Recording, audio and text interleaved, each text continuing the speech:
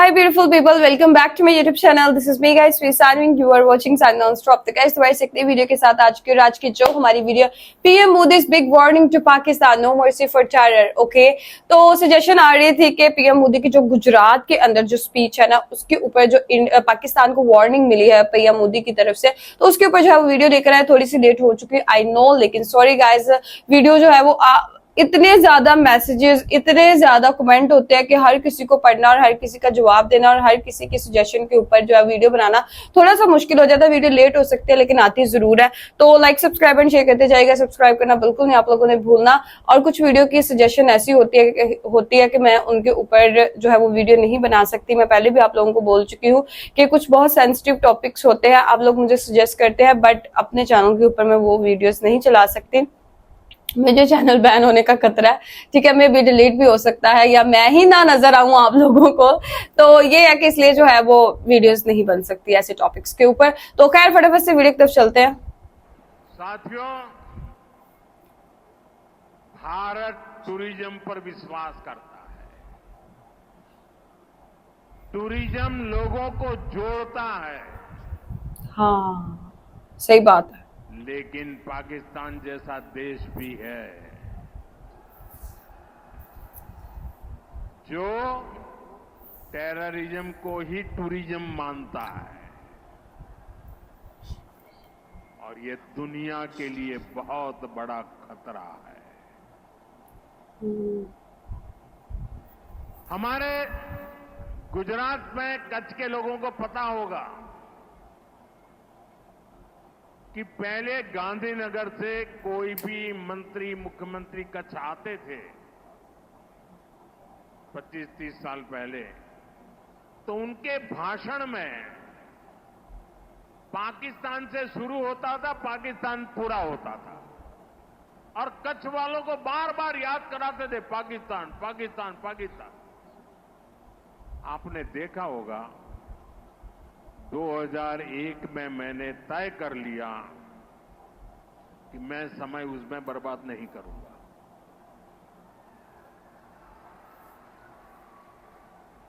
मैं कभी भी उस चीज के जिक्र ही नहीं करता था. मैं सिर्फ कच्छ की ताकत की बात करता था.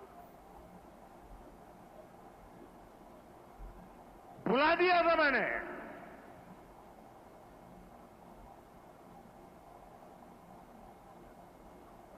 और कच्छ के लोगों ने फूल के ऊपर पिक्चर बनाई है. वाओ, सामर्थ्य के साथ. कैसे स्टिकर आई थिंक सो लगाया होगा.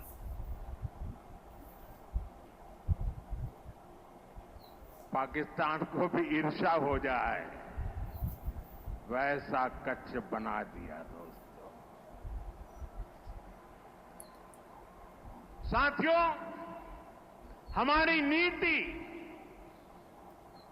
आतंकवाद के खिलाफ जीरो टॉलरेंस की है. ऑपरेशन सिंदूर ने इस नीति को और स्पष्ट कर दिया है. जो भी भारतीयों का खून बहाने की कोशिश करेगा,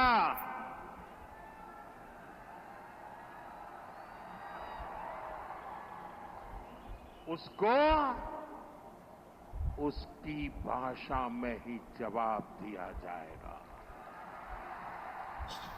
टेररिज्म के भारत पर आंख उठाने वाले किसी भी कीमत पर बख्शे नहीं जाएंगे. साथियों, ऑपरेशन सिंदूर मानवता की रक्षा और आतंकवाद के अंत का मिशन है.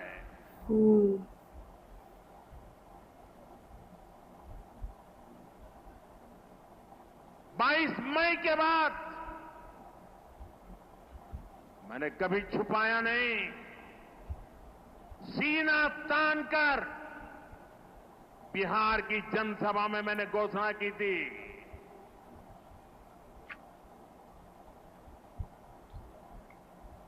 मैं आतंकवाद के ठिकानों को मिट्टी में मिला दूंगा.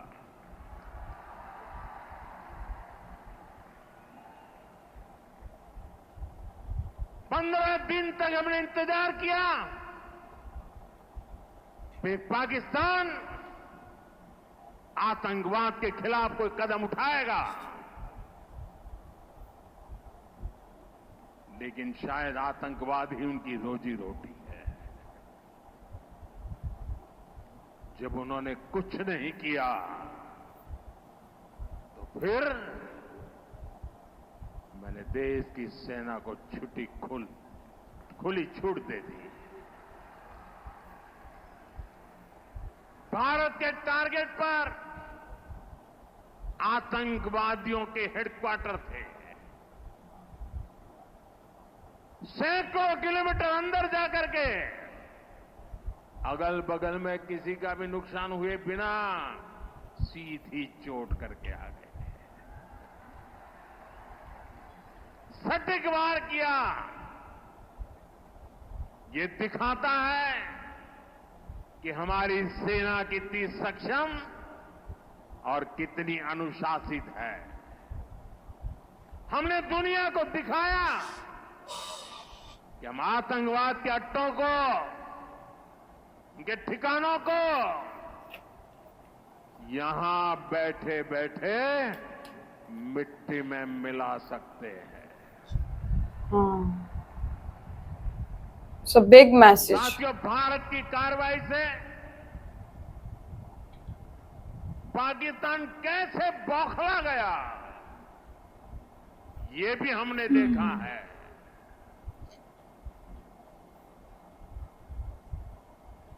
नौ तारीख रात को हमारी कच्छ की सीमा पर भी ड्रोन आए। ड्रोन उनको लगता था कि मोदी गुजरात का है तो जरा गुजरात में कमाल कर हुए मालूम नहीं है।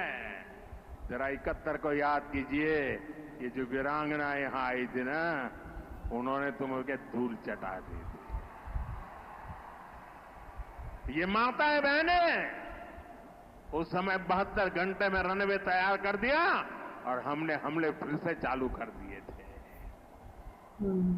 और आज मेरा सौभाग्य है कि 71 की लड़ाई की उस वीरांगना माताओं ने आकर के मुझे आशीर्वाद दिए हैं। इतना ही नहीं, सिंदूर के वृक्ष का पौधा भी दिया है। माताएं बहनें, आपका दिया हुआ ये पौधा अब पीएम हाउस में लगेगा।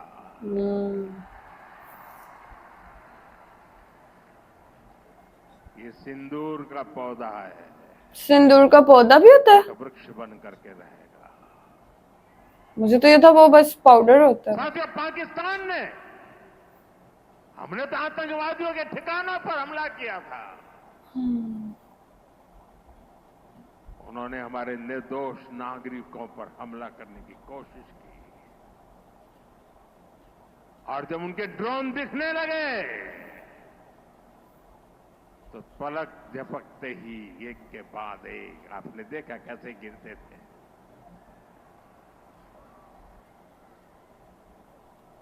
और तब भारत ने भी उनकी सेना पर 2 गुनी ताकत से हमला किया। भारत ने जिस सटीकता से पाकिस्तान के एयरबेस को, उनके सैनिक ठिकानों को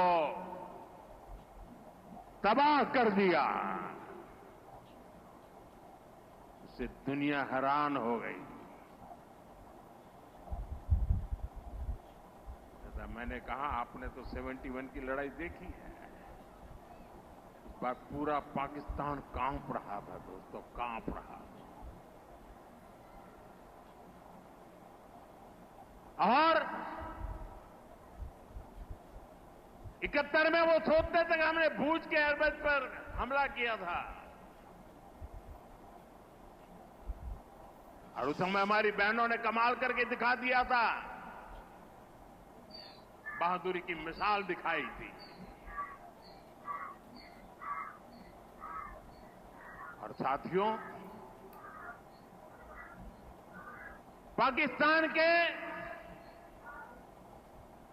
हमले का जवाब हमने इतनी ताकत से दिया कि उनके सारे एयरबेस आज भी आईसीयू में पड़े हैं, आज भी आईसीयू में पड़े हैं। और तब जाकर के पाकिस्तान शरणागति के लिए मजबूर हो गया। सीज़फायर शरणागति। पाकिस्तान को लगा आप बच नहीं सकते। भारत ने रौद्र रूप दिखा दिया है। रौद्र गुस्सा। और आखिरकार ये हमारी सेना का पराक्रम था, ये हमारी सेना का साहस था, ये हमारी सेना का सटीक ऑपरेशन था। कुछ ही घंटों में पाकिस्तान ने सफेद झंडा फहराना शुरू कर दिया। पाकिस्तान वाले कहते हैं इंडिया ने सफेद झंडा फहरा दिया था। पहले भी कह देते थे भाई, हमने तो पहले ही कहा था। हमने आतंकवाद के ठिकानों को तोड़ना था, मारना था, सबक सिखाना था। उसके बाद तुम्हें चुप रहने की जरूरत थी, लेकिन तुमने गलती की तो तुम्हें सजा भी भुगतनी पड़ी। साथियों,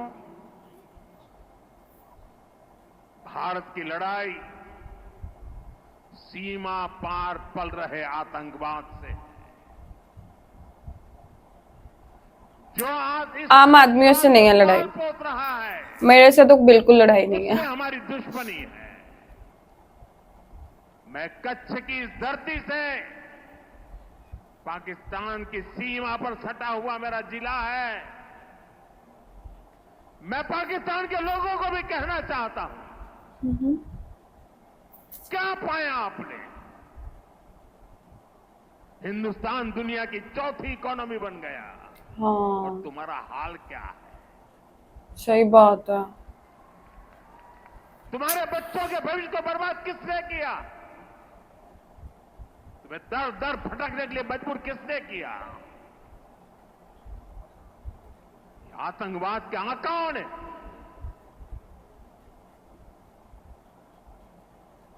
वहां की सेना का अपना एजेंडा,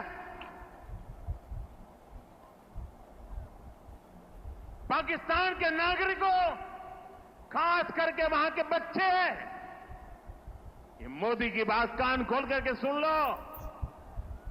ये आपकी सरकार और आपकी सेना आतंकवाद को समर्थन दे रही है। आतंकवाद पाकिस्तान की सेना और सरकार के लिए पैसा कमाने का जरिया बन गया है। अच्छा, पाकिस्तान के युवकों को तय करना होगा, पाकिस्तान के बच्चों को तय करना होगा, क्या ये रास्ता उनके लिए ठीक है? क्या उनका भला हो रहा है? सत्ता के लिए जो एक खेल खेले जा रहे हैं, क्या उससे पाकिस्तान के बच्चों की जिंदगी बनेगी? मैं पाकिस्तान के बच्चों को कहना चाहता हूं, ये आपके हुक्मनारा, ये आपकी सेना आतंकवाद के साए में पल रही है। वो आपके जीवन में खतरे पैदा कर रही है, आपके भविष्य को नष्ट कर रही है, आपको अंधेरे में धकेल रही है। पाकिस्तान को आतंक की बीमारी से मुक्त करने के लिए पाकिस्तान के अवाम को आगे आना होगा, पाकिस्तान के नौजवानों को आगे आना होगा। सुख चैन की जिंदगी जियो, रोटी खाओ, वरना मेरी गोली तो है ही। ये बहुत वायरल हुआ। ओके गाइज, ये थे पीएम मोदी और उनकी वार्निंग वाली स्पीच जो है वो पाकिस्तान के लिए, जिसमें उन्होंने जो है वो एक क्लियर कट किस्म का जो मैसेज है वो पाकिस्तान को, पाकिस्तानी गवर्नमेंट को और पाकिस्तानी यूथ को जो है वो दिया है कि मतलब आप सुख चैन की रोटी खाएं, हमें भी जीने दे, खुद भी जिए, वरना मेरी गोली तो है ही। और ये न्यूज जो है वो पाकिस्तानी मीडिया के ऊपर भी बहुत ज्यादा चली और जब पाकिस्तानी सहाफियों से, सियासतदानों से ये कहा गया कि पीएम मोदी ने इतनी बड़ी बात कर दिया कि सुख चैन की रोटी खाओ वरना मेरी गोली तो है तुम्हारे खाने के लिए, तो उन्होंने कहा कि हमें पीएम मोदी की ये बात को सीरियस लेना भी चाहिए कि नहीं। तो उन्होंने कहा कि नहीं भाई, बिल्कुल सीरियस लो, पीएम मोदी ने ये बात की है तो इसको सीरियस लेना पड़ेगा हम लोगों को, बिकॉज आपको ऑपरेशन सिंदूर से और वो 9 ठिकाने जहां पर जो एग्जैक्ट लोकेशंस के ऊपर मिसाइल आए थे, तो उनसे जो है वो इस चीज को जान लेना चाहिए कि जो है वो पीएम मोदी की बात को सीरियस ले। और ये मैसेज पीएम मोदी का लास्ट टाइम भी उन्होंने कहा था, बाकी सीरियस लेना भी चाहिए। जैसे लास्ट टाइम उन्होंने कहा था खून और पानी एक साथ नहीं बहेंगे, टूरिज्म और टेररिज्म इकट्ठा नहीं रहेगा। तो किस तरीके से जो है उन्होंने इंडस टेरिटरी जो है वो उन्होंने कैंसल, सस्पेंड, मतलब अभी तो बोला जा रहा है कुछ टाइम के लिए, लेकिन मेरे ख्याल से जो है वो और टाइम के लिए भी हो जाएगी, बिकॉज आपको पता है पाकिस्तान की कई ऐसी जगह है जहां पे पानी नहीं आ रहा। तो अभी भी मतलब पीएम मोदी मतलब कह रहे हैं कि आप ये सारी चीजें सही करें, हम आपसे बात करने के लिए तैयार हैं, लेकिन टेररिज्म और टूरिज्म जो है वो इकट्ठे नहीं चल सकते। और टूरिज्म से की अगर बात की जाए ना, तो वाकई टूरिज्म से जो है वो आपकी कंट्री जो है वो पता चलता है कितनी सेफ है, पता चलता है कि आपकी कंट्री कितनी अच्छी है, आपकी कंट्री की इकोनॉमी बढ़ती है। अब देखें, उनकी जो है वो 4थी सबसे बड़ी इकोनॉमी बन चुकी है उनकी कंट्री, ठीक है, लेकिन हम कहाँ हैं? हम कहीं पर भी नहीं है। हमारा एजुकेशन सिस्टम इतना कमजोर है, हमारा एजुकेशन सिस्टम इतना ज्यादा एक्सपेंसिव कर दिया गया है। बच्चे जो है, अब देखिए पाकिस्तान में बहुत ज्यादा लोग जो है, आई थिंक सो, मुझे एग्जैक्ट नंबर तो नहीं पता, 70 और लाइक 60% लोग जो है, बच्चे जो है वो 10वीं के बाद तालीम हासिल ही नहीं कर रहे और उसके बाद जो है वो इतने बच्चे जो है वो भीख मांगते हैं। पाकिस्तान दुनिया का नंबर 1 कंट्री बन चुका है जो भीख मांगने में आगे है। और चाइल्ड एजुकेशन, चाइल्ड लेबर जो है, मतलब चाइल्ड एजुकेशन से तो बहुत दूर है, चाइल्ड लेबर में बहुत ज्यादा आगे आ चुके हैं हम लोग। तो इसलिए जो है वो आहिस्ता आहिस्ता सारी कंट्रीज हमें ग्रे ब्लैक लिस्ट के अंदर डाल रही है। तो इट्स बेटर कि हम लोग जो है अपनी नेबर कंट्री के साथ अच्छे ताल्लुकात बनाए। और अगर पीएम मोदी ये बात करते हैं ना टेररिज्म की, तो पाकिस्तान खुद भी इस चीज का शिकार है। मैं आप लोगों को एक चीज बोल दूं ना, तो हम लोग खुद भी इस चीज के आए दिन कोई ना कोई बस स्टैंड के ऊपर, आए दिन कोई ना कोई रेलवे स्टेशन के ऊपर, पुलिस की गाड़ियों के ऊपर, आर्मी की गाड़ियों के ऊपर, तो हम लोग तो खुद टेररिज्म का शिकार है। हम कैसे, मतलब मेरे ख्याल से पाकिस्तान के पास इतना पैसा कहाँ है, आईएमएफ से तो लोन लेते हैं, तो मेरे ख्याल से जो है वो इतने पैसे नहीं है हमारे पास कि हम टेररिज्म को जो है वो बढ़ाए, उनको पाले पोसे। हम लोग खुद ही टेररिज्म का शिकार है। तो मेरे ख्याल से तो ये जो बात है ना, बल्कि अब काफी जो है ना वो यहाँ से सफाया हो रहा है, आहिस्ता आहिस्ता जो है वो यहाँ से according to our news channel and government के यहाँ से जो है वो काफी टेररिज्म के जो अड्डे हैं वो उठाए जा रहे हैं और ये सारी चीजें हो रही हैं। अब मुझे नहीं पता इस बात में कितनी सच्चाई है और कितना झूठ है। बाकी पीएम मोदी का क्लियर मैसेज पाकिस्तान को आ चुका है, पाकिस्तान ने इस चीज को सीरियस भी लेना शुरू कर दिया। उन्होंने बोला कि पीएम मोदी ने बोला तो भाई सीरियस लो। तो गाइज, आप लोगों का इस स्पीच के बारे में क्या कहना है कि पीएम मोदी की बात को सीरियस लेना चाहिए कि नहीं लेना चाहिए? तो लाइक, सब्सक्राइब एंड शेयर करते जाएगा। चलिए गाइज, मिलते हैं आपको नेक्स्ट वीडियो के अंदर। Bye bye.